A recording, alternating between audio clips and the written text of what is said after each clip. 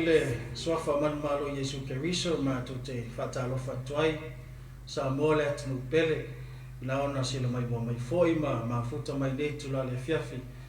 e ma to te fi fa filo yatu ma folo fatu ye ile swafa man malo Yesu Keriso ma lorta pati mai nei va yaso mai se foni yaso I fi au ma tute foi sa fi ngai foi tatu atunu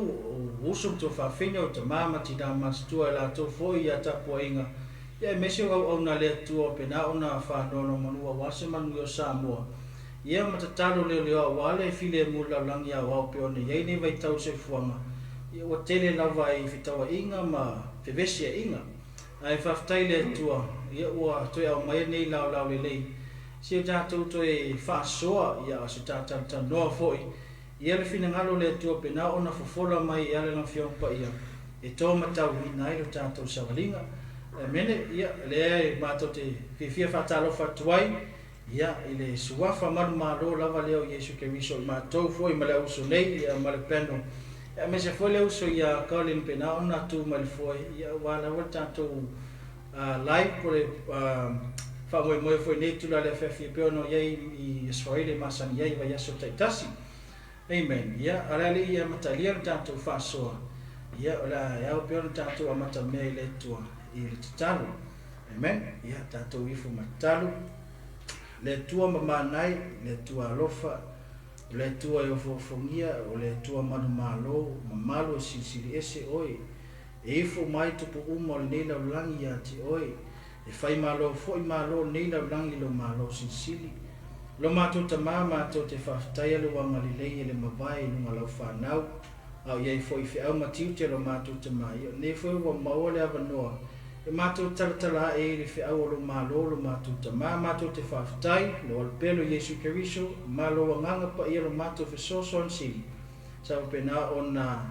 fatasi mai ti mato lo fanau fi ngai mga lo mato tua matu talo matu te faftai o fa manyanga faftai be uma lava wa faya mo mato se yo o mai nei tu la le fiafi no matu tu tama matu te fatang siatu lowangang pa ia so mai ngal wenga la fa nau ta tonu la manatu le isi me matu te faya pe no malau fio e fai fo ya matang o matu ngal wenga pe no ma oi matu tala tu ngang pa ia fio mai mata to loina fa le ngalwenga lo fa na mal fa soina lo upu ia le pena ona la mona le tangata le upu moni ya wala mai le lo fio fa ia lo matu tu so mai te ma le amata ina si ona fa ina ia vo I perdi inga le malo fio lo matu tu matu talo fa ia foi le uso nei le fa so mai matu nei a me se foi usia ko ni lo matu tama ia fa le ona ina me fa le lavi e ona fa ina ile po kala me lo fa na lo matu tua tama ia ta inua o lo matu tama ni va ngale fiafi o lo matu te talo le lo matu li e ala pia Yesu Keriso lo matu pelo Yesu lo matu talo ni va ngale fiafi tama amen amen haleluya ya eto e fa felo ya tu matu ya fia tu Samoa di va ngale aso ni foi va ngale fiafi te tonu sa tele lava ia po kalame sa fu ia wa fa no mai lava lo time ia tatou te tangata no fo ia wale le matautia fo ia fe au malo le tua pero tatou baba ai fo le tele male ana noai ia o mea lo tupu ne vai tau se fanga e fesili fuani oi fesili fo ia I mea lo tupu ne si o manga o la fo se tatou talia tu ia fa tai fo le tua le fa mai no fo ne platform ia la fo lungo al Facebook o le fo nia lata e fa so sulu to ele mala mala le o le tua ia sau se time yo la tu le la usonei la fat wat foi se la o fatalo fa ia ona tatou amata mea le ia ma fa sol tatou pokalane ina ia uma nei po ia o ia se ai tatou te savalia ia o lo tatou ngai foi fai un for nei ia va yaso mo nei foi masina ia o ese se me ai fa le nganga ia tau se foi tatou fai ngamala ia ma lo fa lo lava lo sunga Ofisa be swele lo se ia take Ya, ele sofa man malo Yesu Keriso lo tatu li mo tatu faula ya o te fatalo fatuai ya o na tofia le tua mo la tu fatu lo fano no no so stafa la vole ni la langi ya wata o swino le ipo vai le ola ya po le tala ino le faula vole ni tasi o le malo le tua ua folofoloaina mo i tatou ia faatalofa foʻi tinā matamā matutua o si o tatou atunuu o i latou lo latou faia le faiva le taputapuaʻi ia tuʻi le mulipapaga maula le mulila ia a o lo papa fanau a le atunuu nei ia i feʻaumagaluega o tiu te malavasiga o le tagata ma lana e atinaʻi ia i le aso ma le aso malo le soifuamanuia malo le folaumanuia ia i lenei foʻi vaega o le afiafi ia lea ua tatou iai i le faaiʻuga o lenei vaiaso malo le soifuamanuia faatalofa atu suafa o iesu keriso ia taimana manoa e faatalofa atu foʻi i le suafa malamalo tatou alii faaola lelei tulao le afiafi ia le lofa ma le aga lelei ma eu le aga lelei o le tatou atua ia i tatou ana le seanoala na afio e le tatou le afiafi lenei taimi o le afiafi le faatalofa atu ai ia uma mafai ona mai moa mai suga i faafiagaiga o faletua ia mai latou uma lava maua le avanoa e faatasi ma lenei afiafi ia e misi foʻi faatalofa te lauso ia i le suafa malamalo o iesu keriso ia faatalofa lava Mene. Ya, dia le tua ia bisa patinga se. Ia se foi tau tio le tua ni fui afiaf. Ia pe on to sila mai fui Samoa. Ia ke ka ko ke o lungo ke plan fa le ka maka alo fa le ko vai mo suilo ka alo. O i ofi mo mia la le speed pole por malo anga le finger lungo le da foi le ka longa ia fa taile tua ono le mano. Ia leo foi mato mafuta foi ma leo so ya Jake o se tasi foi sa tu foi le foi ma fa nga foi talingi o foi na le tu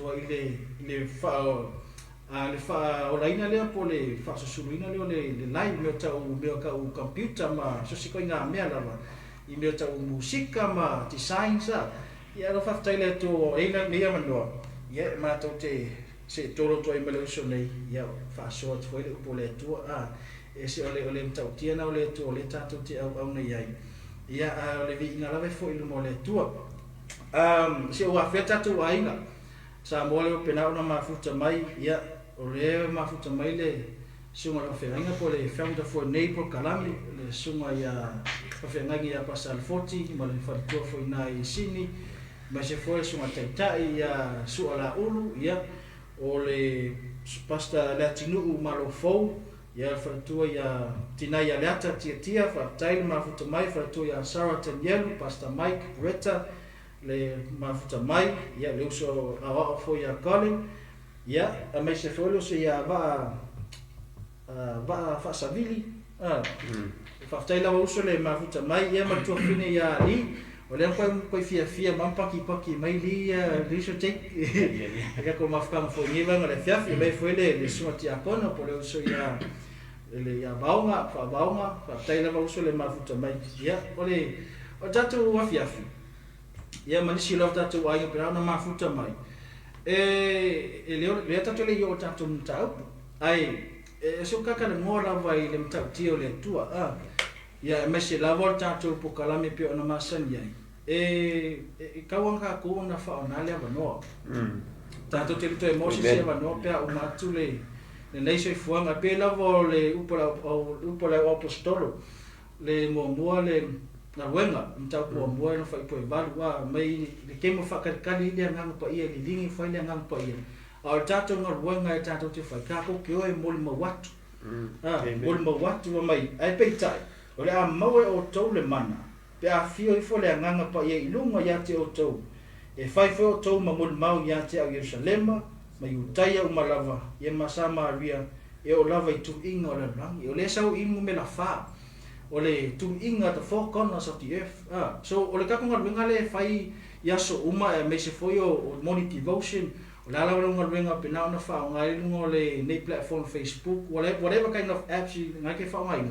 ia fa ngai mo le upo le tua amen ai sia langa e foi so tangata lo fi mana o mia lo fa so e foi até o foi o nei la uso nei e ei la tem me mana o mia fa so e ke me o like e ko la telefone ai sa le fa malo si e pe ko uma ia mato e fa tu tele ina ile fa tu ina ono la tatu no lo tau no longo wa e tu por fa tu le tau no longo e tau no longo la ile upo le tua e alo e fa tasi e ia matatu no lo fai pe na ona i ni funga en ele ia ole sina matalia la po se amatanga la tatu fa so le tatu le o tatu mta upu pe ni vang o le fiafi o le ala va mato te fa o ina le the Great Commission pe ona fa so foi ni se la uso le so ele o mavai atu e le pula ngona e tatu te so upu so fai upu o fu ke le sim ta upu tatu tanta noina ina ia fofola mai se o onga o se vai nga ta ua mo tatu le o ke visiano le la tu atu le uso ya Ofisa e faita wina mai le matai o se gosu malvan ia fai po suma lo se fanta mai losfu ia pe le uso ya kopo la fa so ina faita wina mai tu se mareko e long fai banta po e suma le ono ia tatu fa so le ma fa lo mo matai o lua valu lo fa upo e suma le ono se ia fa ngata le fa upo le mtaupu ono atu ai leo la uso o e to se fulu ma le to atasi kalila ia i le maunga na poloa ia tuai Yesu ia te ila tau wala tau i loa o ia una la tau i foma ia i lea ia te ia a ua masalo salo nisi ona maliwa ne ai leo Yesu o fetala ia tu ia te ila tau o tu ina mai ia te au le pule umalava i le langi ma le lalolangi o le nei ia o tau o atu e fainu umalava maso ma papati so atu ia te ila tau i le suafo le tamaa ma le atalii ma le anganga pa ia ia o tau au atu ia te ila tau ia tausi i mea uma o ofa ia tuai ia te o tau whauta foi o te ia te o tau ia se umalava e o lava i le ngata anga o le lalolangi o le mareko suma le ono i le whaipo e suma lima e whangata suma lwa o fetala ia te foi o ia te ila tau o atu ia o tau i le lalolangi uma i nā tala i atu o ai le tala le lei i tangata umalava o le whaatuatua mpapati soina e whaaulaina ia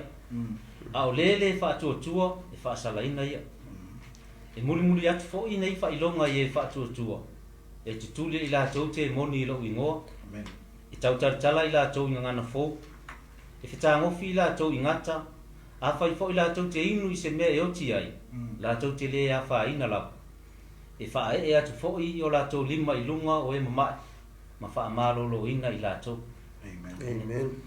Amen. Ia, vele tua nasa morta tu faitau foi ni vanga le fiafi ina ia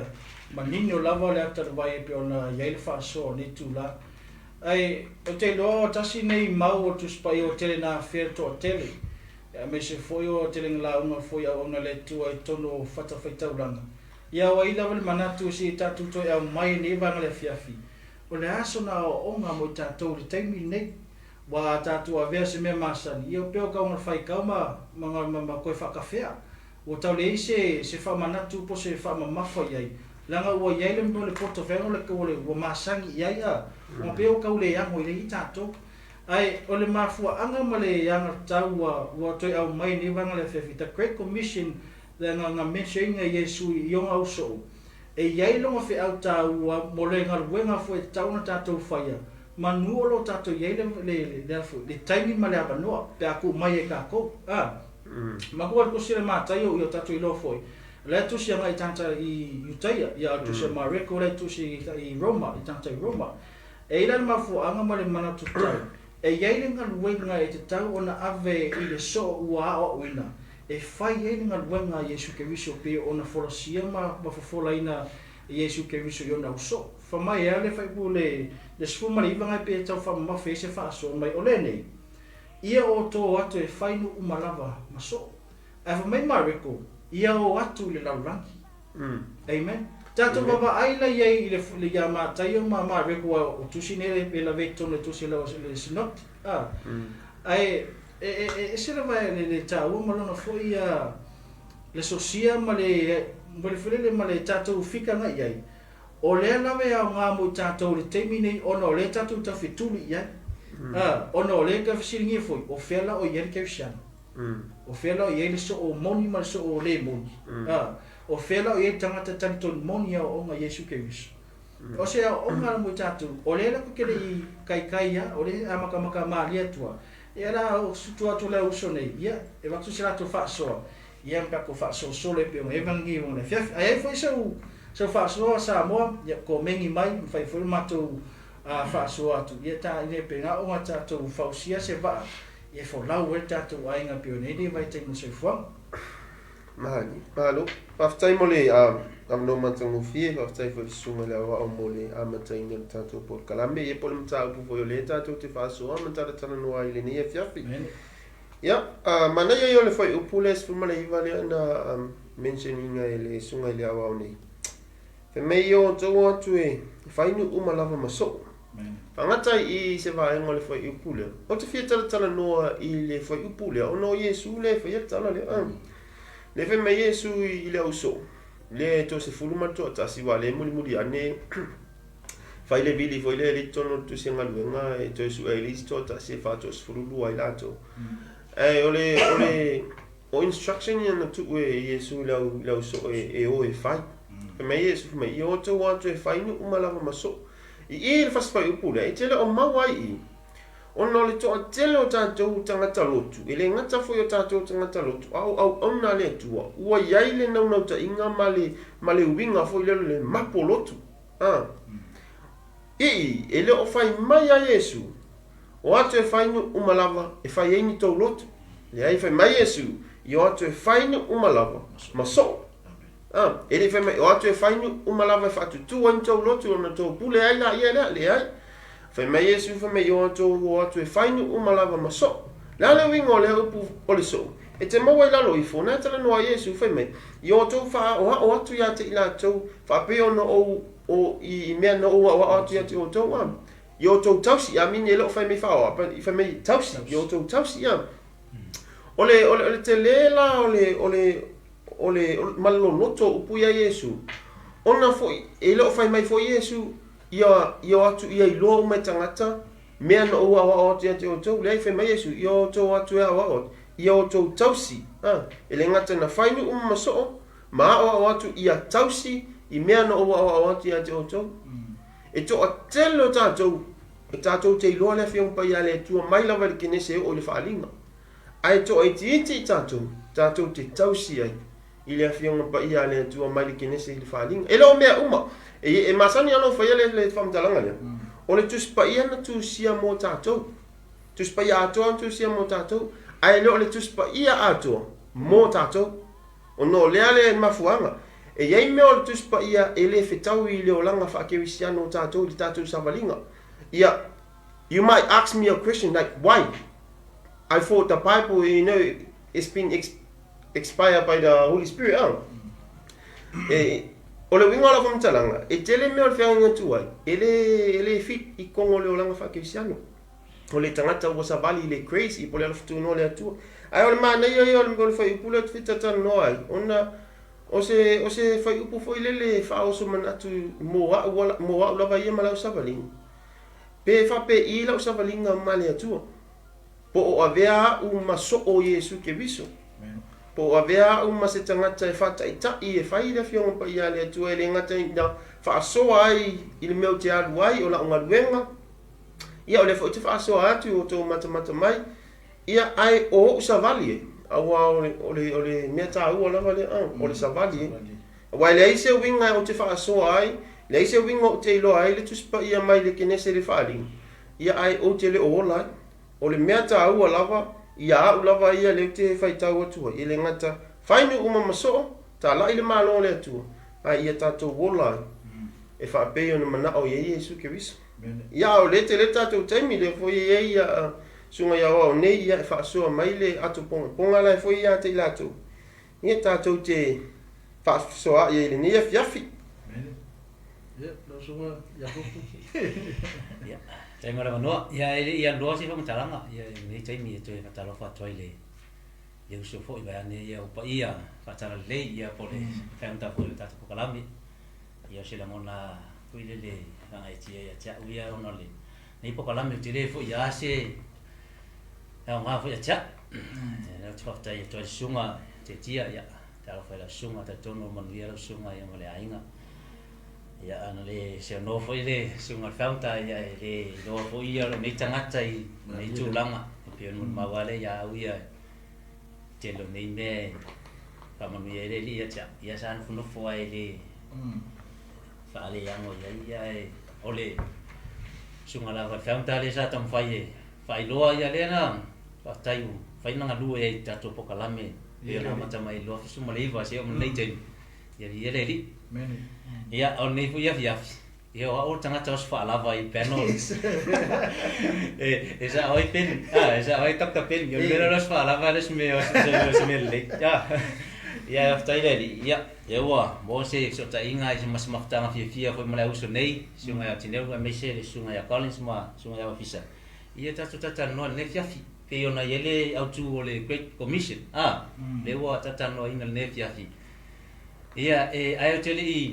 o tele tatom tau ia lela uta alo atu alo ia so ia mo na sau ia o lua ma loto e te lua o ia ai o mo lo swala ia lela ka alo ku ile alo o me ka meki e fa specia kwa yuka ela le o ku le mo na specia fo ka fa ia ai ole pe ona no loa ya le o tu sin ne ma tai o lo so mal balu le pe la loa ya le commission le ya ko le commission pe o tatu fa tu ina ne ya ia pe ona ma o so nga ofisa o se instruction ia po se task ko tu mai e le ri fa ora I na so o ia le temun muli ai le to fio ila le pa ia na so nga le po se ia o se task le ngatu ula wali ia e o mai tala ia fai no mo maso ila uia na tilo tula ia ma tai o mana ia o mai ngaule ole fai ole vai taimi le ia pole fai suia pe ole fa ma mai ma ro I pe ko ngai puta wale mai ia la pa ya wa ia ta cho ya wa tala ya tu fa so ina ele foi le fa so ina baptiso ina ia mara wa le pe mo mai ia ma tai o le fina ngalo foi le tato ri faula ia fainu uma maso ia tato atu fainu uma maso o le sa no I na au to so o ia sumatas ele ngatai la ia yu tai pe yo yu tai le yang kambai ai ia fainu uma lava po all nations ia le tiswapeta ia na ta uma ia fainu malava maso lo no winga e ia mana mia le fa lo ina nisi o lai le loi sinu lai le mana Yesu ia o ia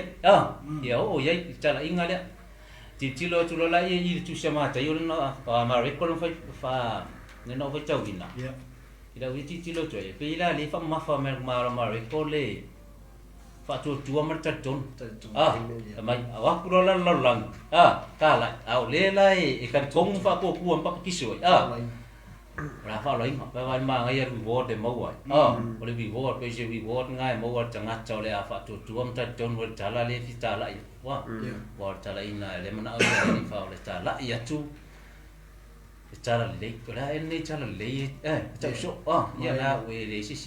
le lo tala le o masani mai ta to finga lo le I tala ya tu tala le ina ia o tu ingol lo lang o no lo na finga lo I fa sa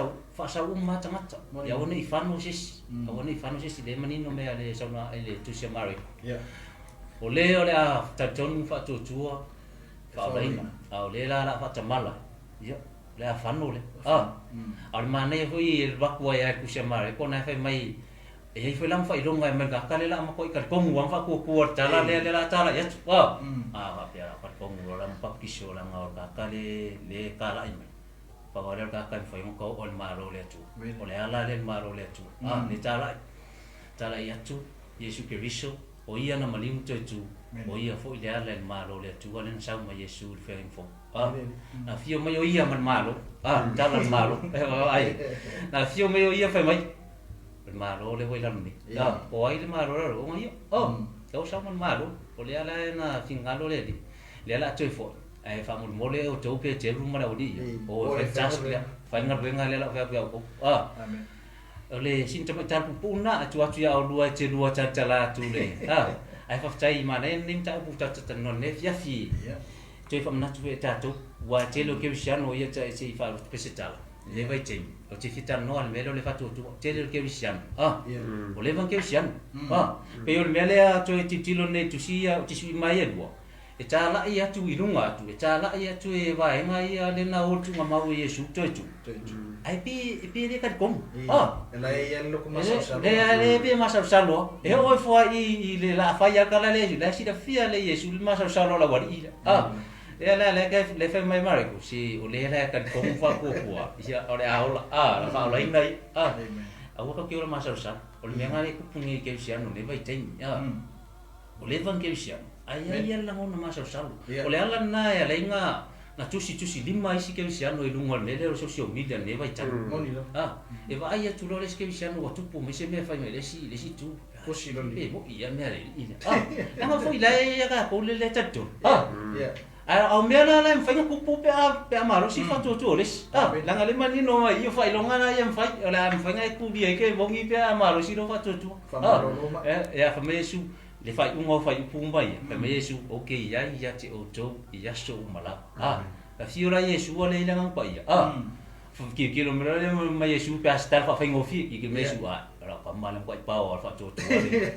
le ngang pa ia ra lo nga yo temina fa tu pu lo va venga me uma fai tu li te moni me la nga la wo mo ko ikal pom ia ai lo ngol ta tu ne vai te ni si fo yo ke sia ne vai te ia le te mi e pa ua I lalo le taton pe masa usalo stem fa pe ku puere me ka fa pe ka me ya fe Yesu le me le ke manga ya pe ko foi le se fatal fa ngofie la fe mai tato ori fa ola o me fu na le na tupu le temi ole ya o te man tua o me fu na le na tupu le temi ole temi le na wi fa Yesu le mati ko ile me fa tu le taton o le fu le tata no fu le o te ta mo fa la nga fu ile na atu mai ore sai tino Yesu le sa pe yo ta tu sa ta fe fa ta si pa pe le sa ta tu ye se ta fa ngofi o le lan tu e fe tu o te Yesu mati I don't know winga pisa ta wa amura wa I don't like kupulu ele fa ele ko ka mi lo kama so pa ka le ali fa le ko mon mas ala si fi le su anche lo nga fa pe o sta ngat foi le Yesu pe o tatu ke ipe ke lo fa mai rapi so aya pro ma fa pe ko Yesu so di o Yesu si o le ka o le wa o si fi le lo le tu le jangan yang role kan kong fa ko ai se tala tunai e ta ko te le ta tu da Christian for the great commission for the task clear tu mai le tu e ta tu o le corona pel amen ele la ele ngatala I le auso a ta tu uma wo o ba ve ma Christian ta tu te wa tu ta la ina ia fa so inanis o inanis ia la tu lo al mele ngalo Yesu ma ola wa pe ole nga tonu na le o le commission ne po le por task le tu mai ta to la Christian ina ia lo ai fo el Christian longa ia identity fo le wo lai ma o lai lo o nga ia Christian le wo lai la lo le o ia Christian lo la lo Yesu is ta ko tu dai ma lo fa so fa tai se matamo fio le fa so ni va le fia fioi e sa o ma fa ma o ni au na ngalo ina le nga pa yo le tu tanga te fa ngai ia e tautala mai fu e fa so u pu o la lista o le matango fia ma le fa tai fu le tu tanto mata o pu ne fia fi ai fa o tala ina o the great commission ia te o la vai e la si si mai lu ma tu le great commission lo o mana fa fo lo mai Yesu ke visu yo na so ma tu sine ma tai o mata po lo smal valu ia ma reko lo tan lo mai ke me lo tai tu man malo Yesu le ala wo au mai le ngata o setas au au mai se assignment I la so em fai no fa pe mo tato fa so ai ne fi wo au mai le assignment a Yesu ke riso a mi le tu ala ya Yesu ke riso mo tato ile ka ko ngalwenga lo fai ke minge so le fasili la wo umalo assignment wo fai la assignment ia o fai o fasili nga aya tia ora la tali le o ka ko le ke le process o le leva tanto te foi le e fa la mo me mai le fa tasi mai po le fa tu pentan do la sunga Yakopo la kasi le mele ke le ngare te le manwe foi ni so tato ona e ini se tanto no ele se fa tu e foi se fa tu elo ise tanto no lo e ka mai o le ai e alu le fa foi le fa e sa e mediciku e ka apa mediciku al ma ne yo tanto fa so nei po ona ole upu matua tasini verse ke fa mai le fa evangelia le evangelism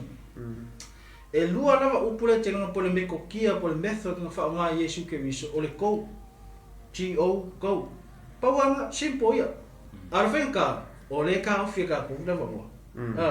ole ka ofika ku e fa mai Yesu o watu inu umba e fai so i o to watu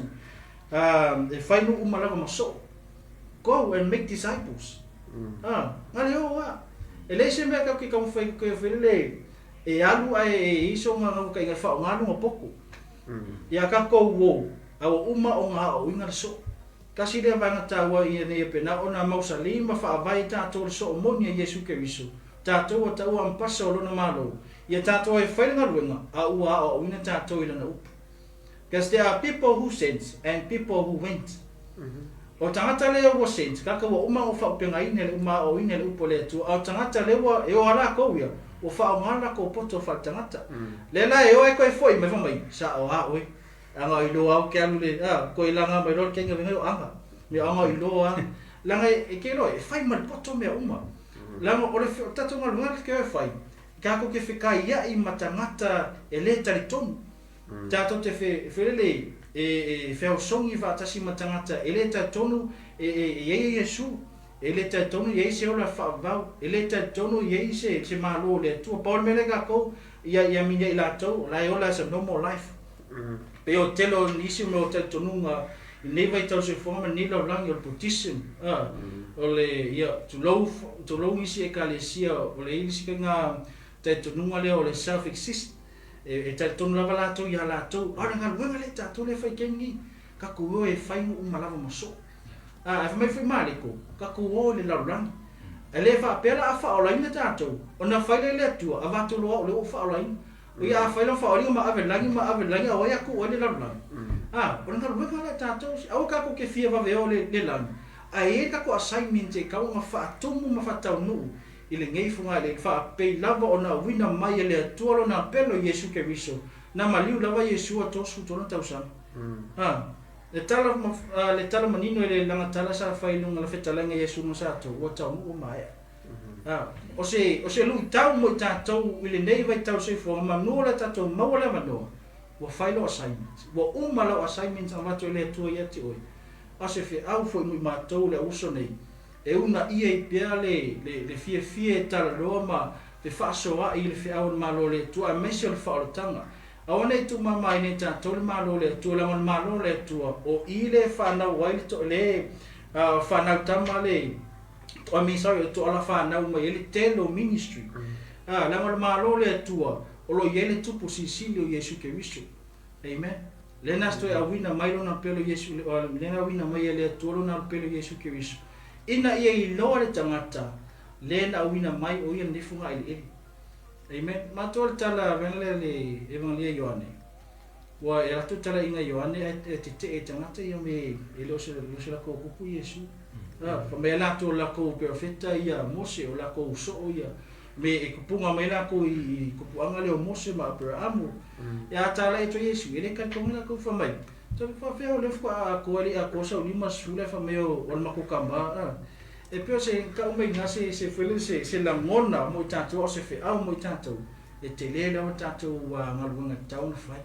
Amen. So don't take your life for granted. I want you fele le ola se o langa fele so no more life pe o lava o ni la lang e o ni ngalo e tato e le tano ungo me o tato va ai ni ve tau se fo tele madano no ai me lo tupu. Aoni mana tu mai me tu me tonu a onga tonu e kalisio tonu le whainga malo ma le whainga malo ma meo lo tu mai meo ka u computer me lo fa teknologi le teno tau fa se ina tangata. Amen. Awa le ngari ate o la upu e la fo se upu fa malo se upu fa le nganga e awala mai le tu spa ia fa ma fa ola ina lisi o so tangata. Amen. Ya. Au suma Ofisa. Ya malo le fa so e la uso suma ya wa ole la vai ka ke i le tulanga la vale ole awina tu wa ole e sel ta ole foi ta ole awina tu to telefone la tato e ele no ta inga foi le ale alu sa mo fa pe ka misa ka ko le mo fuma ni sila pe o ke mga o ke alu sa mo ke fa ila le fa ko mo la me la fa me au na ia pe fialu konga pe fialu inkia fialu yo Amerika ai ke lo la fo tuang ma la lava tu la lo bona wa amata tono lo haingo amata lau ngalwenga fa so o polo ngalwenga le awina tu o lo walu le tono lo haingo amata mai tono lo haingo o la fo ngalwenga le fa temine yo matua o lo hainga fa ngale fa au so o tita la i tono lo haingo danga ile ai se nga o tita mfai e asosi fafu ala o tita tono lo haingo mea umala o le fiong pa ia fo ele tua e mata i tono le haingo tala i lo to lua tala i lo fanau tala i lo matua tala i o uso tala i o to fa finio anko so antis tala i ele fiong pa ia le tua ma tau ia e moni Yesu ona ia lo fisili lo fisili o le a le mea le o le tala le o le ale wingo le tala le Yesu o tala ia tu le tala le o le ale mea le tala le i to tono tu spaya toa fa toa e mo wale tala le ina o maliu Yesu to tu mai ma wai lo ina tala le o le tala le ina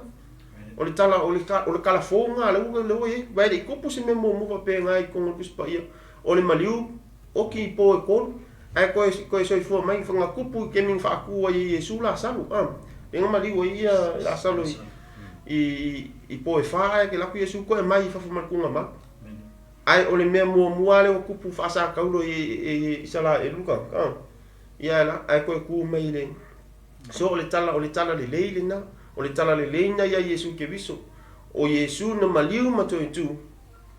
so i fu le ala se o mai termine o ngol manga e o foi upule duas fulu tu si lava le mata foi mai o te ia te o to se yo ole ngata angol la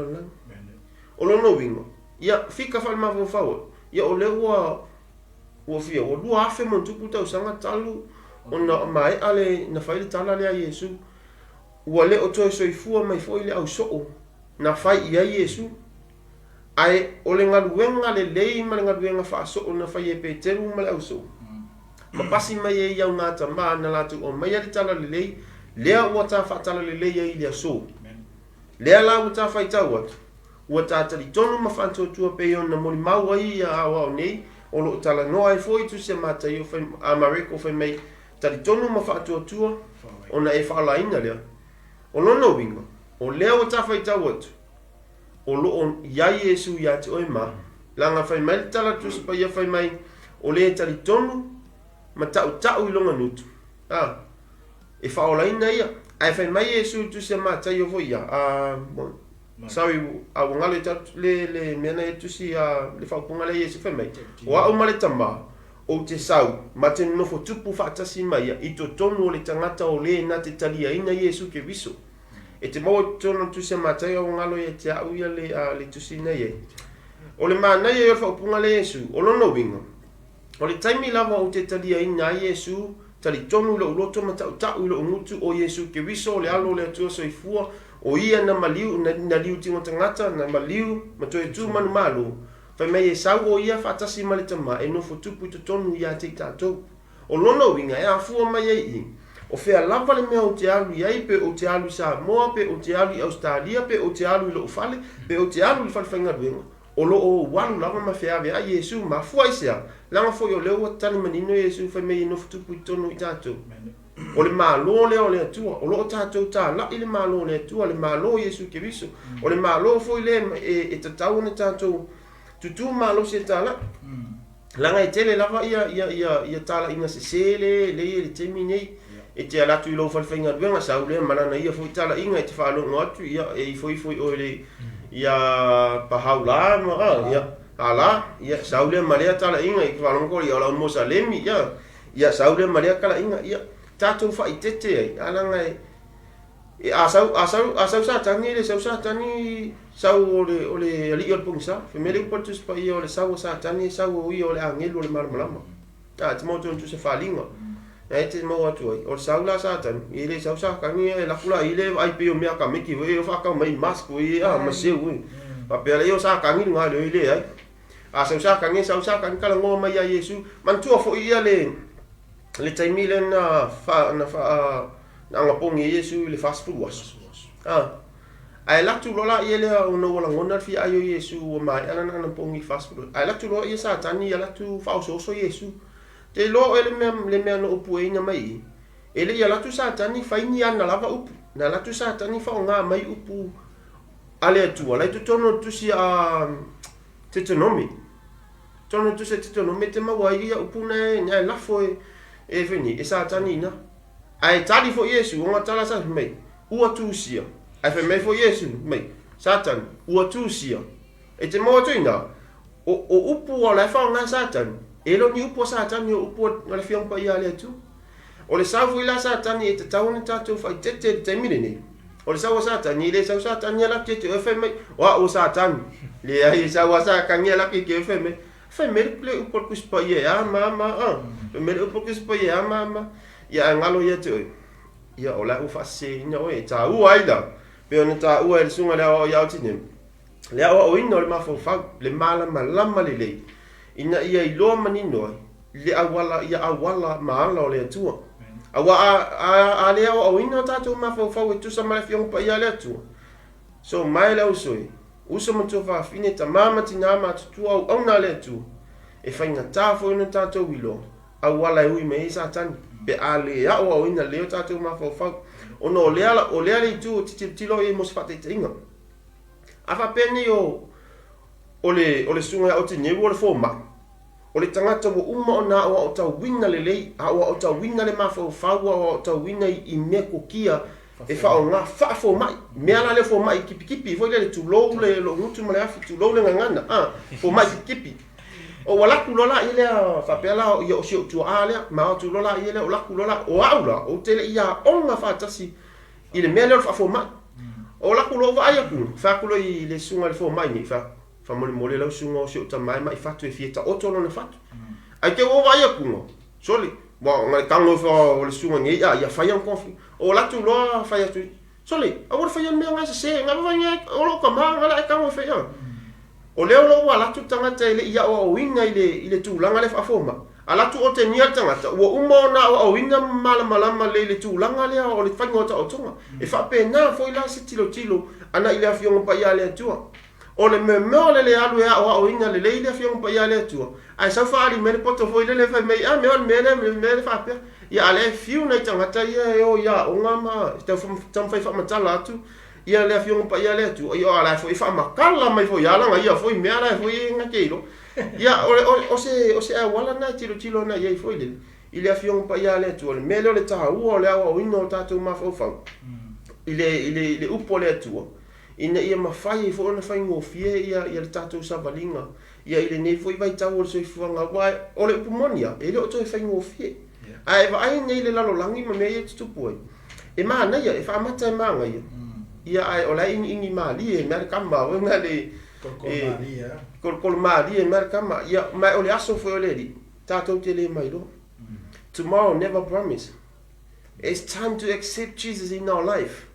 not only accept but live according the word of God Amen. That's the only way we can go to heaven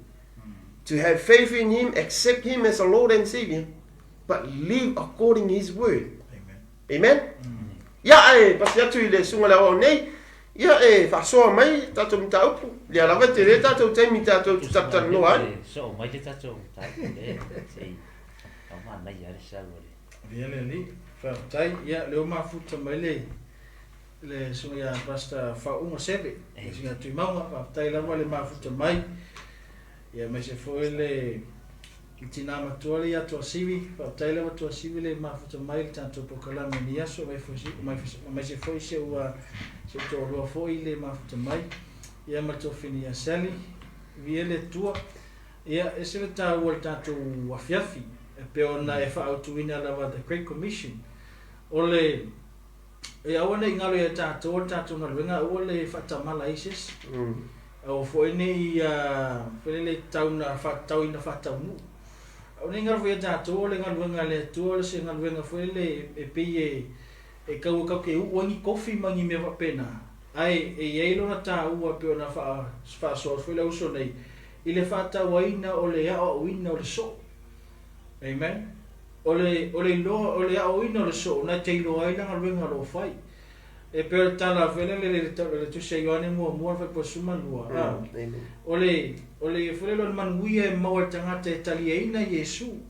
Mai e ta ua ina tua fa na ua le tua. Ale fa Britania mana le fa Britania but mai as many as received him and believe in him. For them he gave the right to become a children of God or call them a children of God. Ole se ongala mo se fa mo tato ni vale fa se fa so fo e pokalame le ampasa malo le tua. Ole ala ko inga platform mo e fa ngaina. Ta la ai le malo le tua. Ta la i le swa fo Yesu. Ta la ai le tala le pe na fa so to le uso nei. Ole ta kele mo kala ka ku fa lo ke mingi. O tala le vavau, o tala mai ima, o tala ele mau se ferfaninga. O kala ngal kuskusi lima ili so tangata. Ale manino lava le fetalenga Yesu, po mai. Ole nei, ia oto o watu. So se kaimi lava amaka se fetalenga Yesu le fa ipule ole nei, longa wiga. Olo afi mai komo se fe am. Ole nei, therefore. Le fa pretania therefore. O ia nu malava. Ma papatiso watu. Ole ngal na. Mai ia oto watu e fainu malama so ma papa tiso watu ile sofa tama malatali malangang pa ia ele alula o e faiso fi poto yes tu lo fa forsa ele faiso malosi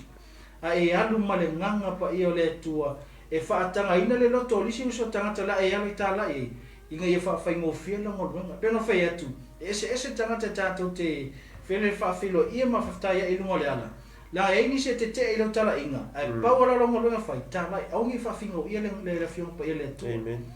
Au ni fa fino ia ngi fele wai ka ko ele kalielo ikalo makolo kul malos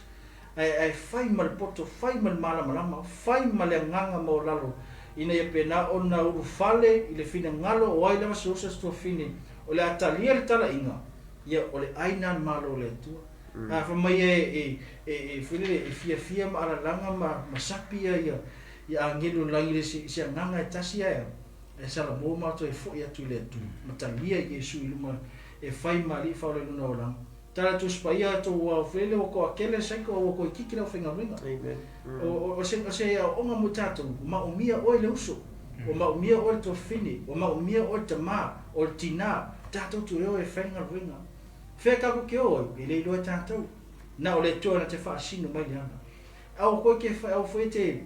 fa lo to ko nga kala ingo foi nga ka ke fi e ale tala i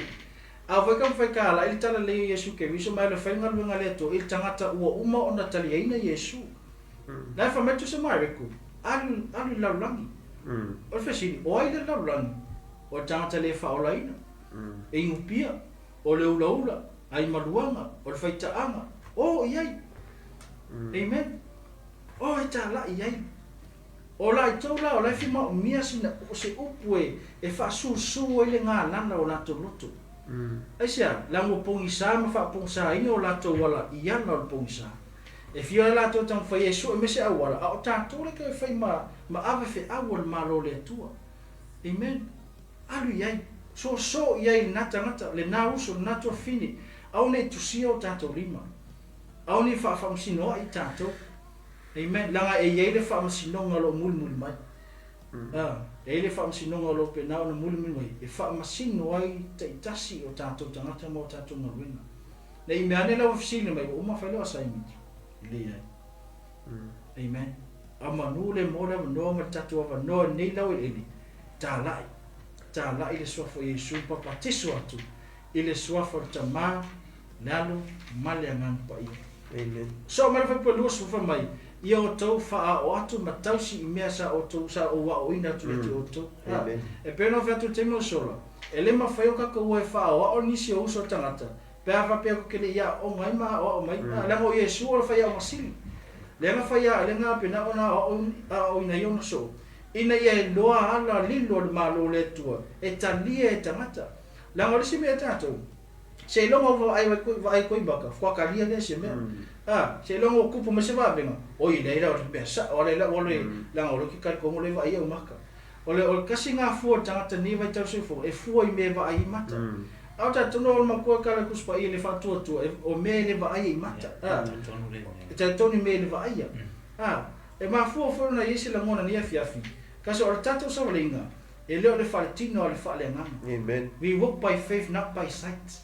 Amen. Nang o kerisian, o le kerisian umma tanta tātou. So not all Christians are true believers. You may call a Christian, but e ele mea ngai whaalawla o sawalinga. E o whia te au malo sawalinga. E whai ke miu ke whaawai e ke loi, e wha manatu mai lawa le ngang pa ia. Amen. Langa e ele te mi muli. O lala me o ia tātou, pe tātou te le whaatua I le suafa le Yesu Keriso. E whanu tātou.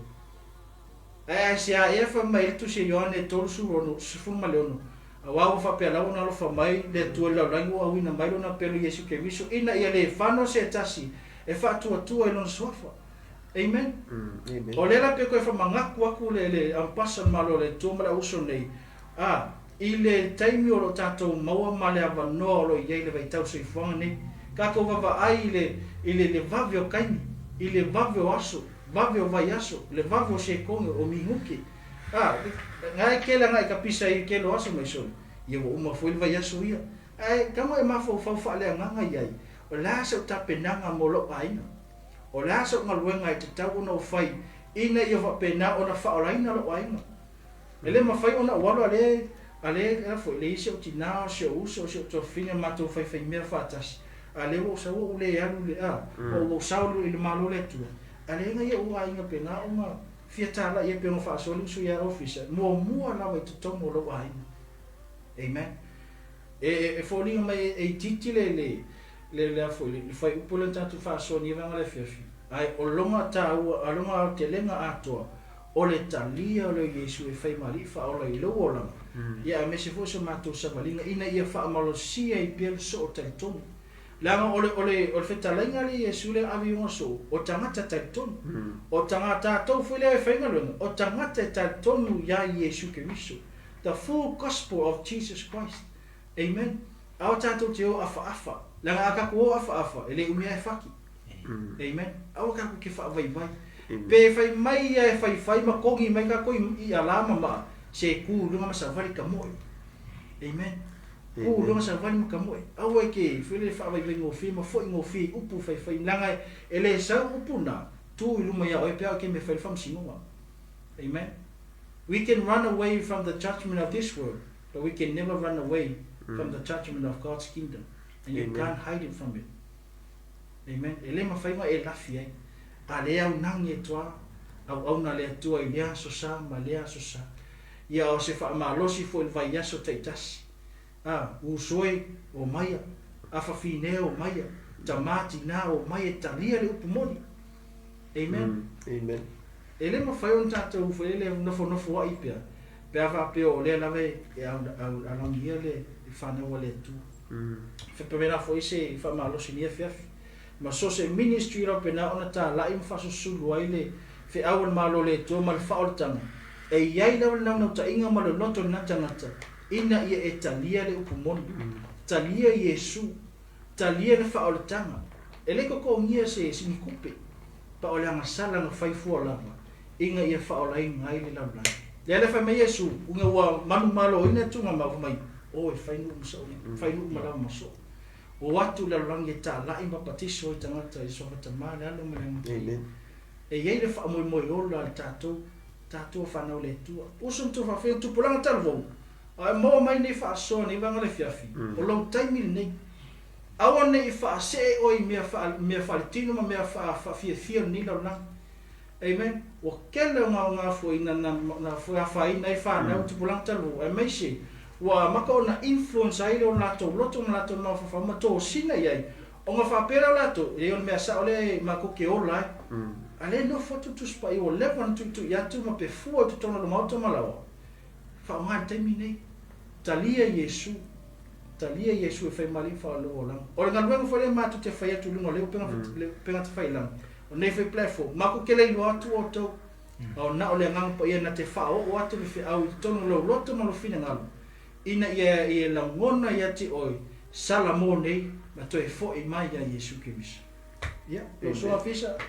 Amen. Take isso faço. Isso é o nome mole, isso é devo. Ya, ole mana ia ole mea o tau o mafau foi le au faso ole a ona foi ale tu. Le mea le o to tele o tatou. To tele mano no i tangata lolangi nei. Ma to tele foi tangata lo tonu ole fa malu le o ke wisianu. La to te lo Yesu. Ai le o ila to uma. Wataria ina Yesu. To tele e lo Yesu ai to la ititi. Olo talia ina Yesu. Ya afai ole youth afse yese youth for le mata mai. Now I quote my scripture le ali kong ole kusia faalima.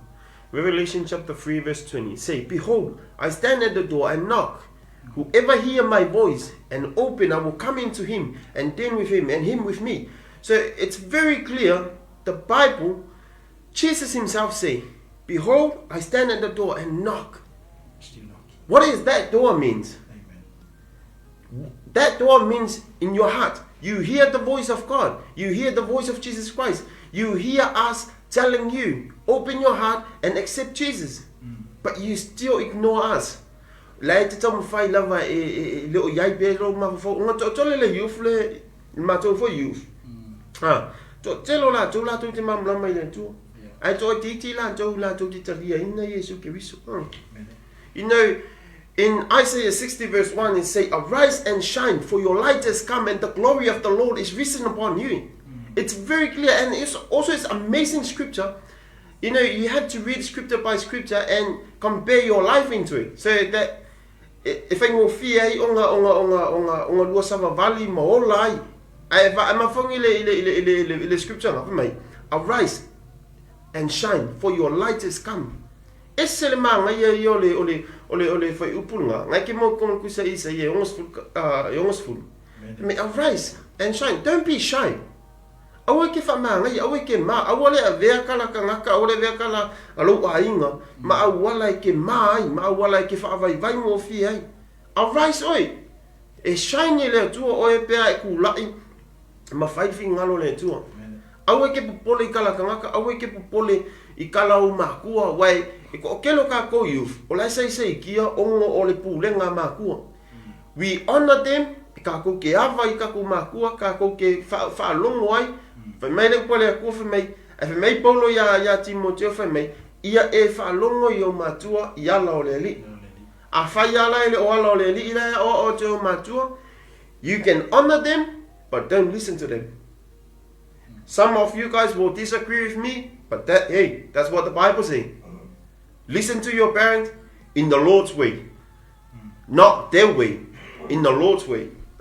Nanga ema kuwa kangofia all of them. Singalo lakwa ila lunga. Vai aku le ulo le hainga le lakwa punga kunga le pa ko di mai urunga. Ole nga oi le meanga. Is that the way of God? No. Langa the Bible says don't steal. So youth, please. You know, the Bible says, open your heart. You hear the voice of God through leo onga le tua le faso atu. Well, ngai fe me ngai ku iku. So meaning so le faso ma le faso mai. Even yo foi au le faso aku lo foi au ke minga I ke era ni fa pengei lunga ke fongi ya fa TikTok. And the one when ma fa le la unga le fa spend some time, you know, spend some time venga le away me malo ke fongi a lava ke minga le la ngat ko fe awi ki fa longo lava mak ko nga ai ku le singa wenga la nga lu ya ku le nga pa yo le tu fa to nu fa to la nga wenga le fa ya mele oi le kuspa ya le fa le fa longo la nga fe au ya kwa o ki ya ko le ai se fa ya ku ya la fa me TikTok ko nga le so le ke va ngai mai lunga la fe kan ko ya ma le tu fa so youth tele lava no fa longo tala le fe me ole youth ole fa now ole lumana I mo ata yao. But I'm telling you, you are the blessing for today. Ole lumana mo nei langa o kai au yo le aku kai au ka ko kele lo pe ke o dia kai au ole ai le fa ngami ole aka kom faila fe me ole youth ole lumana I mo kai au e sa ole kala si fo iku. But aka ko ma fa le ia aka ko ma fa le ia ole a kula ka ya ka ku ke le ya dia a fa bela le ya dia ka ya yo le ala no le fa nga le yu ai le fa nga lo le yu ke mi ngi yo le mo le mo le ola man ma na fa metu sa fa la ngol mta pas ma lo no fa mo mo a ye mana tuale na fa ya o yo na polo tau le a ole yo ma ya so le anga fa pe fo ye le ai so fia i me le anga ne yo langa na tinga ai nei fa ya se mo Ofisa le fa me ya ko si me foi ga ese ah si nga so ye fa so malo la van ma futa mai ya fa malo atu ile a fatua ya tu sivi to le fo malo la van ma futa mai a ye ya ni oto manatu ya ye se me na to fi fa so ai comments mai on ma to ta no fi le fa ta otu ngai nei ya ta on na luenga so se nga luenga nga lu fa kas ke va ayo ye umai fu ele tinga inga ai fa ngo fi ai a fer ko nga luenga fo nga le ko kasir ka ya mo me ya le avenga kalu ka ngola fa pe yo me ya so la ele ala le kama aya mo ko kase ko le kali fo ngale le venga ka ye yo ku le fale ola sa ngale mu kama mo kama fiki ya le ka o la kali ile mo ko le venga ka aya nga du fa kasi ngira kama le kali ke va yo ku le fale fe me fi ya ho ya mera le mo ko la kali ya la ko ka fo ko pingi le kali fale o ko fo ye ngale ni fi fa lo mo la kali ai ma lo mo fa so ya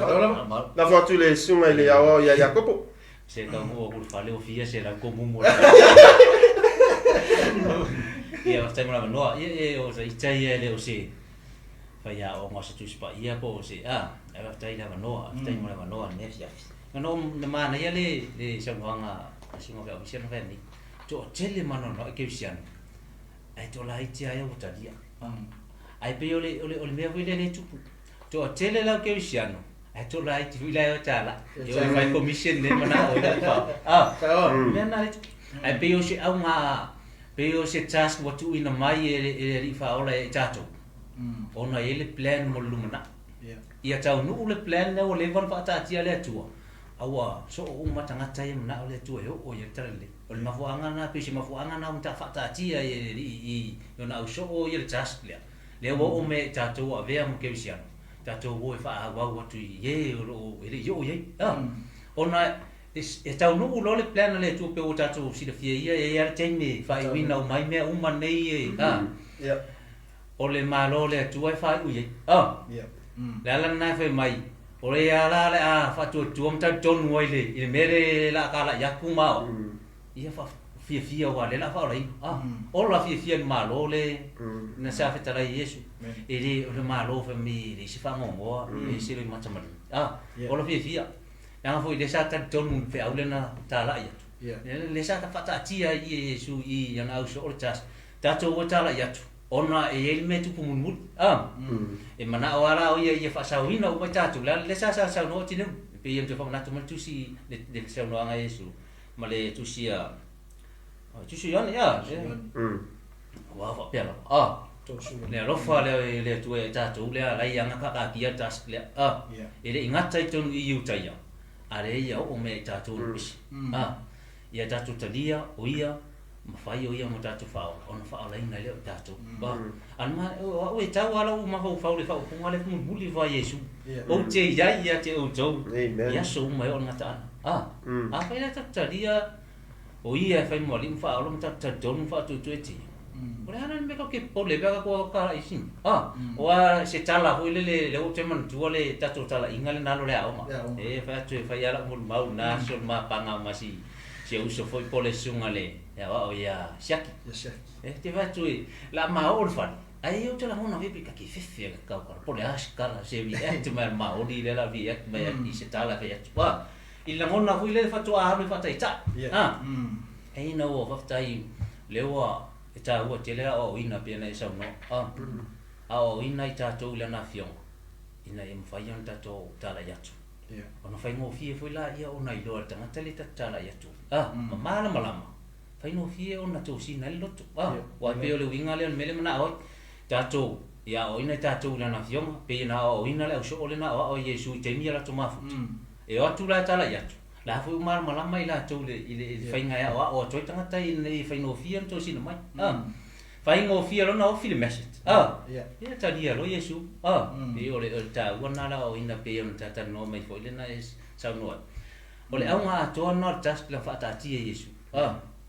O ai da responsible mo just le bo le commission. Ele ia ni so tato. Tato o ave mo ke usiano. Tato foi responsible. E tati fa ola ina mai nisi. Nisi nga fo.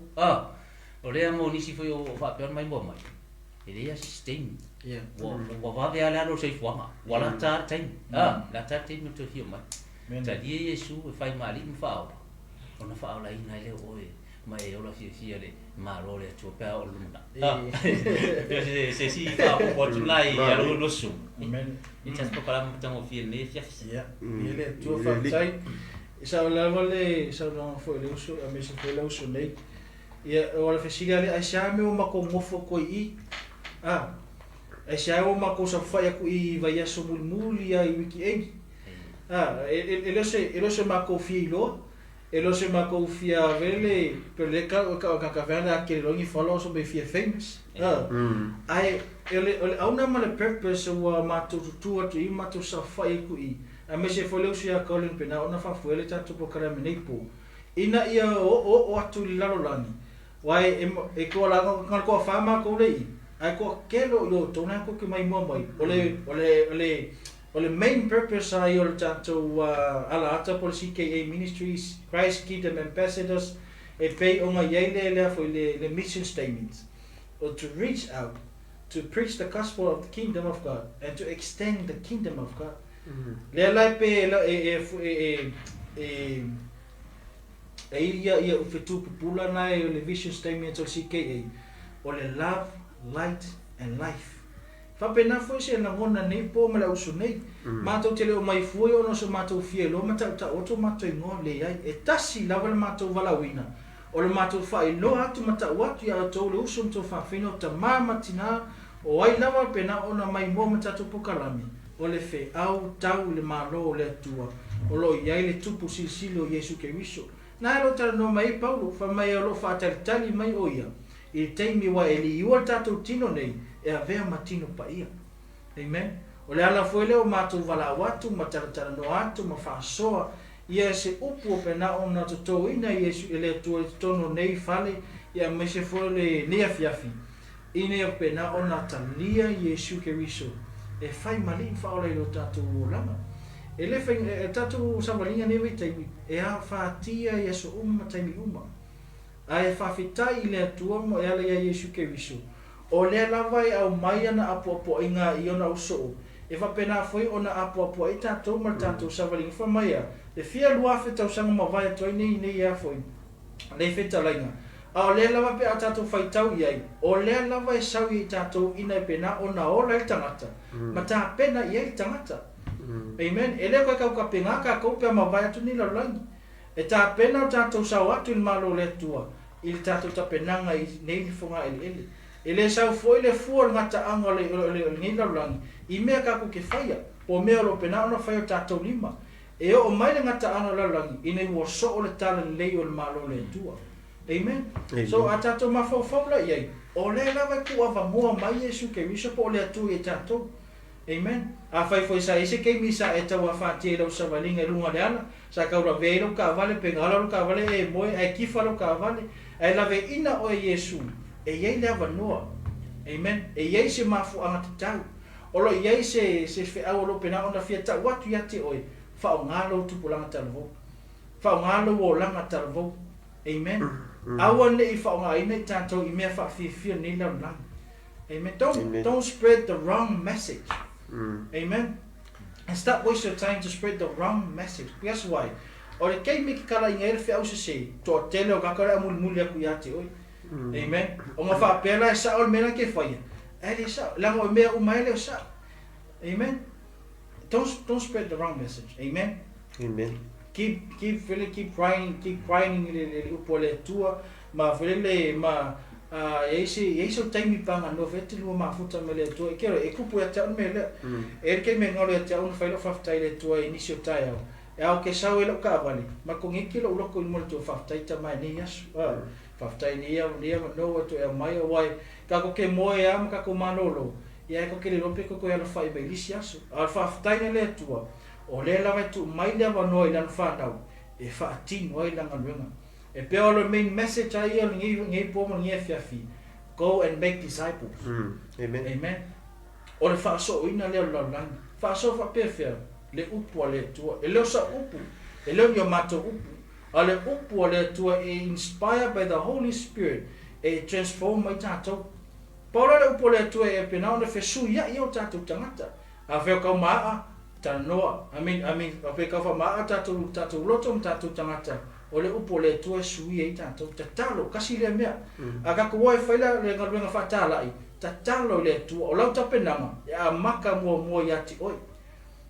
mata mua ya te o te talo ma ona pongi le tua pula lava e pula le umia lo ka penganga inga ia ka penga o e molesi fio le la ia lo e failu mo wenga langa o le fai mai Yesu no uma lava ele fa piko ma se mu e kia lo lo inga o le lava territory o le lava ko inga mo ke kau ye ta la ia ni malo le tua ta la ile swafa o Yesu ke viso la fa mai to sa mariko o se fa tua ia te ia ma tala inga e fa o laina le o se le fa tu talo fai e fa no so fu amen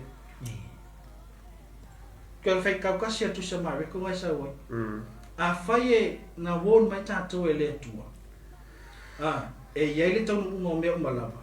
o le fai ko e ka o me le tua le mea e o le tangata pe a le fa tua I lona al pelo Yesu Kristo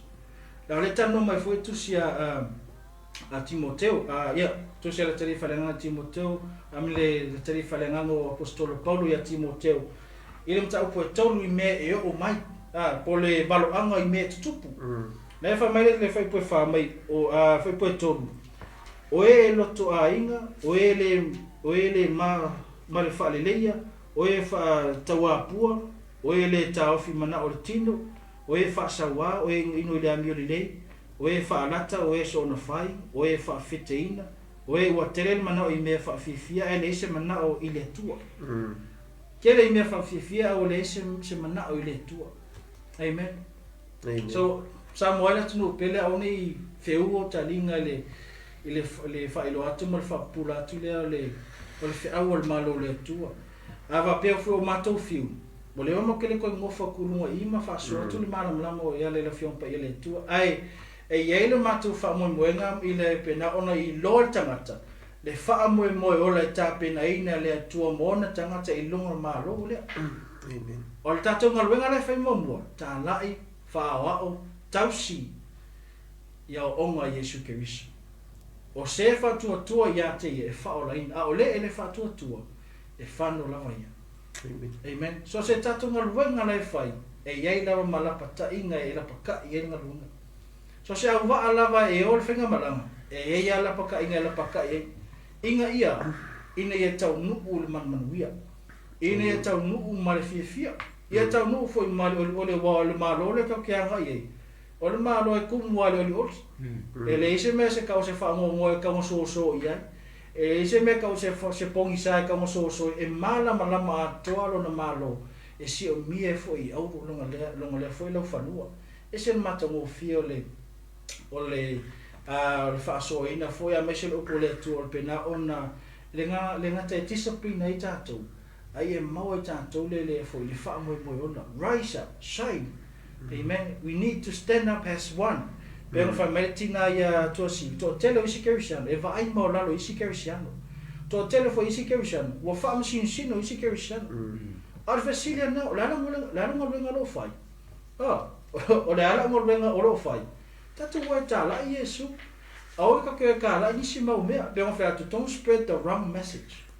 amen and stop wasting your time to come for ele e tala no isi mau tala mai I ma o amen or spread the right message ile o tangata o ngai Lord repent renew rebuild ko restore because only God can restore a heart or a broken heart no le tuang e faion ko restore inga le maftanga amen ni fa pe fa mai foi le lo fo la no o le lo fo la le kelen kapisa vai kemi ka ngo fiu fiele le mea le mongi le ye e fa mai tangata le alofa le mo ke ia le ko le lo po se ke mfai on po e sia kasi le alofa e penana fo le fusia uma tanto le alofa le tua ai fa ai tala no mo le alofa la ele uma ele las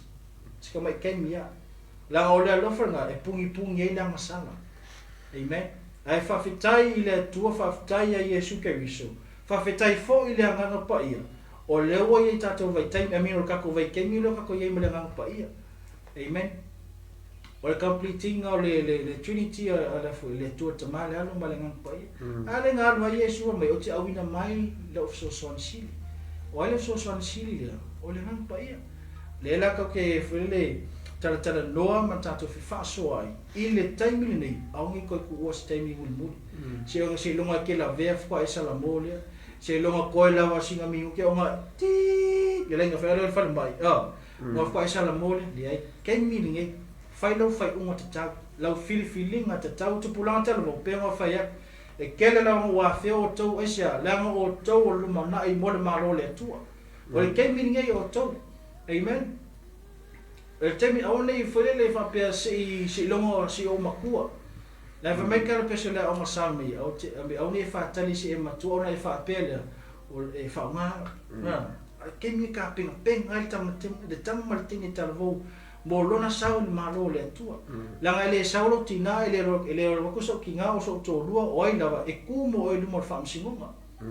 amen ai o matu ne so fuanga ai mai fa la vela pe nga ka ku fa fonga i fe fi afu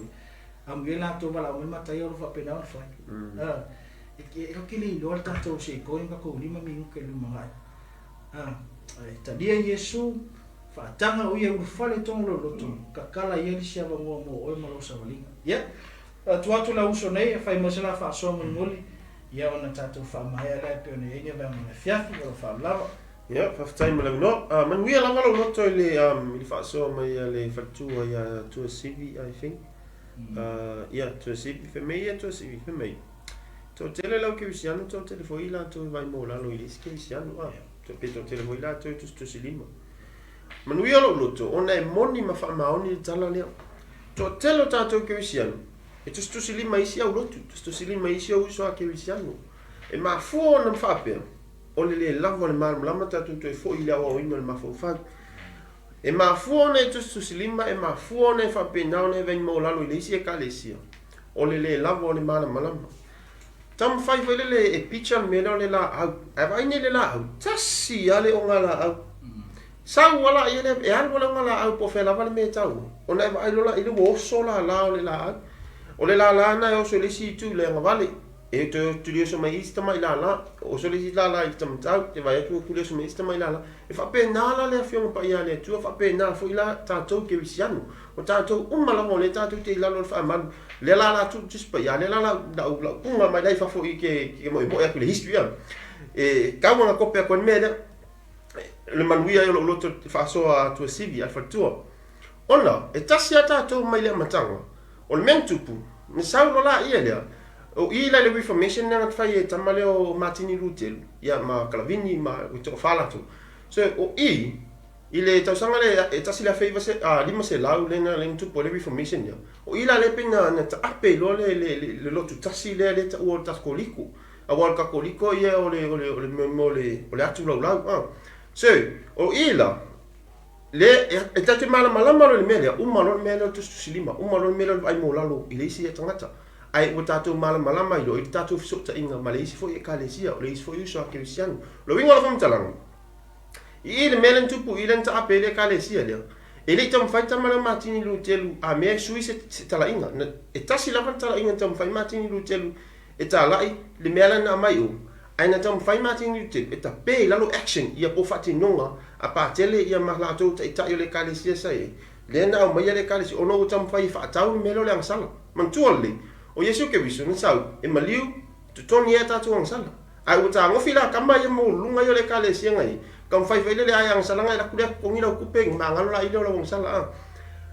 o ngala o action na ngan tam fai tam ma ki le la ma fu ele reformation le ma fu enta apele kalesia ya ila lotu ye la e kalesia to foi ta tu le kalesia ai tasi lava ita o ta u o tanga te kibisiano o ta u o tanga te fatu tu ele tu so ye yo le tusi lima awa to tele tatou o la foi fa fenga biu to tele foi tangata ia le e tapua I la le tau ai tapua I le la stona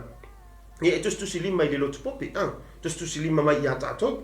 ia a lotu fai evangelia tatou ia lotu faalainga wa le mulia ai e fai ngo lotu faalainga au tatou lotu fai evangelia so e to te o kamalai e kuskusi lima mai ka ko e kuskusi lima foi ka ko I le vaenga la ko sapa kuskusi lima foi ka ko le lotu popi but ata tu malama le tulanga le o tatou o tangata ke wisiano e tutusa le leile Yesu la tapua e o matatou tusa le fu ile tu la tapua wo uma lo me na tusi lima ma ai mo la lo le isi o so ke wisiano pa wa le me o tim na fa mafa ye ila o tana no le fia fidini o e o la ile upo le tu o e o la mo o la ile upo le tu la ngai le isi nga o tusi lima ile isi o so ke wisiano le isi nga o te vai mo lalo ile isi usa ke siano mo fai mai se la so la tapua ile vai ngala se me la fai ile vai ngala ai le almo te le vai ile va ia tia o wola ile me la o te loin langa po le ale te le o le me o te lo ai au le ola mai mau le tani langa e ta au le tatu wola pa ia ilu mo le tua langa le fiong pa ia le tua ni fita lai la vale tua ia mose fai le nu ia o to wola pa ia langa pa ia le Tautala il va balangi fe mai live holy because I am holy. So there is no reason why we have to study the whole Bible and know the whole Bible. Ai ka ko ke le ola. E ka ua le ola, e ka ua le oina, ka ua le lo, ai ka ua e sili a ko ka ua le fai. Pela me nga manuia le valo lo to il fa so mai le alfatua, fa tai atu il fatua fa so mai, fa manuia le tua i lo sunga ia ma le savalinga foi ma le tua ile ne ia fiafi. Ia la foto ile sunga le wa nei. Ya, mo se sa una muli ona fa ma ele tatu kala me sunga le awa ya tinyo. Mene. Ola so. Ya. Pe ona te so o toale. Sa longa Ofisa. E ta ua Tautala mola. Amen. Ma fai. Pe ona tatu yele tatu ta puli le fia. Ole fa to nunga o tu ina mai e tatu umala. E taulan tatu ola ma fai. A fai o tatu ke siano o tatou tonu fa to tu le tatou ri fa o lo Yesu Kristo le am tatou mo ke sian mon e ei foi ko commandment pe tatou masani ia lo fai le tu mo lo to a tu a fai la mon ni le tatou lo fai tatou tu tatou le ke sian tatou fai ala me le na mai tatou fai tala tatou lo la fai ole fai lo tu na le tu le mon ni le tatou lo fa mon ni ti tatou fai me le wa pe patu nunga le tu mai le ngata I tatou umala na yo sinto mulin na ia tatou faia lona fina ngalo le ve tatou tatan no ne fiafi ile great commission ya tatou tala ina ia faia na fa ina le se uso le se to fine tamama tina ile yo o tu ile tala leile ina ia mau ila to le ole fa no ile awa tatou te fefe wa pe o si mena tupu tatou au tatou te fefe na o man sa no mai le ri fa ole na o te ia te o to so mala ho inga sa no mai foi matai o tu se ma o ile na foi fai no mai matai o ia mara ko o la nga umalo o ko fio Yesu ke ninga o for tu se ngal venga na fa mani no mai mara ko e o for te ngal venga ai fa lo ngal mong in fa ma o se no nga Yesu o te ia mai la ma o to nen ku ku me ang fa na ho la Yesu ko la pa ia I la wali la lang ku mera na ya na ita utak tip poli ada tu utak cara ya utak tip poli sini mau war fia mau war fatu tu ona tu pole yo me yang fetala Yesu ta jola iman ni ne jas wasai te mal no mene ya vile tu ta tonu sa mole ta tu pele le ta tu o mai le fasisi mo tanto fa soa me si foi po kala me ni va le fiafi e pe ona ia yes foi le va yasu taitas e ma tu foi le nga fa tai ona la to foi tai mi mo le to foi ma futa mai yo ma foi ona ia isi le ngona e ma to te fifa so atu wa ile se ma to te fa so atu ia le ni so maka mai ia fa tai le tua e la to foi ia ma no fa tai foi la usunei e le atu pona foi pena ona sa mai ma fa manongi foi le lolo wa fo ni fiafi ina ia tato ula ile lo fa male ngale le tua ia so ta su ngatiti ile fa maoni ole atu ale la fion pa ia va pena fo se la ngoni ia fiafi fa tai tele la sa mo ta mama tina ma tu o so to fa fine ia mai se foi o fea lava se vai pono pe na ona maua mai le tanto fa malosi i le nei foi vanga le fiafi e watu le anga ma fa tai o le talo o le sanga fa manuia le to e la o to fai valo filima ia iso se mea lava pe na ona to anga pati ai ma ngalu lu e foi ia ona ngalu ia tanto le fi au malo le tua tasilia o le alo i tanto i luna malo o Yesu ke riso lea ia a fai o ese tau fa vai lau savalinga te tuli vai lu mo le tua a fai o ese se uso foi se to fine o penau na to foi savalinga a ona ngalu ia ti o ero fa tentali Yesu matu tu ia tu e te tala fai to o ie na to fa fo wina lo le lua maftanga amen ia o se fa so tu nia venga le fiafi ia tanto wo e ta lai Yesu ke riso ma fai no umalava ma so o se fa tua ia te ia e fa o laina lea a o se fu e le fa tua ma tale tonu ia te ia e fa no ia amen o le tanto sa walinga ma le au lava nei fa moe moe ina pena ona iai si le lenga o tangata ma le tua pe ona iai tu se kaunito fa ma rosi ma ile o no le apostolo Paulo au veninga o tatu o ni a vea ia whainga tāma whawhitau i noise fuanga e nono ti ai lo welele lo whasoa lupo le tua pe na iel tu sia le whaamarosi apostolo na tali wharengang ia Timoteo tau po e luanga i sa waile le whaamarosi na tala apostolo e ui lava nono atia o ia pe i o se pangota e le mawhai o nono atia i le whaasoa ina ma le whaapulaina o le mālamalama o le tua o se whi au na mo tātou sa moa le tunu pele tatou woe ta lai tatou tu malosi tu fatasi united o le menga le mana o mi tatou o ai lawa se skoinga e kalesia te saoi a e tasi o tatou noto e faile fininga le tua o le sao ma le aina o tatou amen ia li o tatou tangata ma fa maolano tatou tangata talia le upumoni o le manuia na e maua tangata e leila o sisi manuia sili atu pe a fai tatou te salamo ma fa maolano matalia Yesu e fai marifa o le tanto wola la se upu wasasi la fo se fa so o na nei o mai so matou ia o le tata mali la fa fo anga Samoa ia fa mangalo mai matou te tonu o le upu la le tua e a oina e a oai e fa tonu ma fa poto tanto ni tanto mawana mi tonu le mi tonu Yesu ke riso le pe ona iai e nei funga ele ia fa tayatu bole tuni mai fa tai fo lo se akali ia mo le whaafoina o tanto live ni yaso ia e tele lava ia initial ministry o lo pena ona whaapula tuai le whia awal malo le tua ma le whaoratanga ia e tō matauina i tato sauringa toi nai e fwe tato mo devotion i o nisi fwe ona le tua lo whaasoa la to pokalame pe o le water flow i o le maaola i o le cornerstone i o le run with fire le ala ko inga ala ata te Filipina ona e mai moi lungo Facebook e o te muso e ki ai o le ta office upu au nga o te ta office upu le nga pena fa to don't waste your time to talk about other people's lives okay fa nga inga lo fa selo lo malosi e ki kal moi fo elisi uso tangata po ai lava ai ti tilo lava o ia te o la so ngal venga fai la so ngal fai la so mato ngal venga lo fai ina pena ona faala ina o tātou ainga le malo le tūle lo whaatetai mai e Yesu ke riso ia ole tala lea ma le nganga whaaloalo ma le nganga whai mo nalo ia whaatai tele lau sa moa lo mafuta mai ia le netula le atunatu le uso ia tek ia whauma me tātou se talo ia mwhātou whātou ilea ia tātou i whamatalo whai tupere di inga ma le whaatai whakaduma whaatai ai lau whio mātou tua tai lo fata smai ni ia tai vai mi na po kalam to ma ia fa manuia ia mai mo mai ia fa mata loto ko ia la to si ko ia tai mai ma to ma fia fi fa fo mai la to le talo lo fi fa manuia ne fia fi e ma to uma lava me sho la to na mai mo mai ba foi tuti fi au po na bena fo ia ni si ne fia fi ia fa manuia me le ina la to no fo ala televadeo tu ia inga ia pia lau leo ma puinga ona lo swafa Yesu amen